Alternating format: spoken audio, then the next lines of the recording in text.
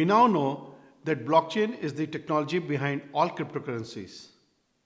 It is a constantly growing ledger that keeps a permanent record of all the transactions that have taken place in a secure, chronological, and immutable way that makes peer-to-peer value transfer possible. We also know that blockchain is all about exchange of value as against the exchange of information in the case of internet. Value can be anything. In the case of cryptocurrencies, it takes the meaning of money, whereas in gaming, it can take the form of points. In electoral voting, the value can take the form of a vote. Let us look at blockchain-enabled online voting or e-voting use case. Blockchain will enable a secure and robust system that ensures anonymity of the voter, complete transparency in the process, and a robust functioning. Transfer of votes between two peers is a strong use case for blockchain technology. In this case, one peer is the voter and the other is the candidate who receives the vote. Blockchain can be employed in mass electoral voting procedures in a more secure way without needing a central authority body. Let us see how a voting system using blockchain can be built that is more robust, tamper-proof, meaning immutable to voting changes either by the voter or by any other third parties, and cost-effective. Just for the information of the students, the solution discussed has been architected on Ethereum and multi-chain. Both of these blockchain protocols are of public blockchain type. We will elaborate on the architecture, design, and design constraints and implementation implications of such a voting mechanism in our society. So what are the essential requirements of an e-voting system? Such an election system should not enable coerced voting, meaning that a voter cannot and should not be forced or incentivized to vote in a particular manner. The system should not enable traceability of a vote to a voter's identifying credentials, meaning that a voter can use the system staying anonymous. Nobody or no part of the system should be able to trace my vote to any particular candidate. The system should ensure and be able to prove to a voter that the voter's vote was counted and counted correctly.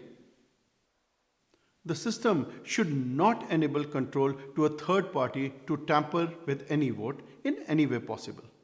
The system should not enable a single entity control over tallying votes and determining an election's result. In fact, once the vote has been casted, most of the work, if not all, until the determination of the result should be automatic and carried out by dApps without any human intervention. The system should only allow eligible individuals to vote in an election. Let us now look at the different types of election roles. Please note that most of these roles will be automated in the form of smart contracts and dApps. Defining a smart contract or a dApp includes identifying the roles that are involved in the election agreement and the different components and transactions in the agreement process. In a typical election process, the roles would look like election administrator.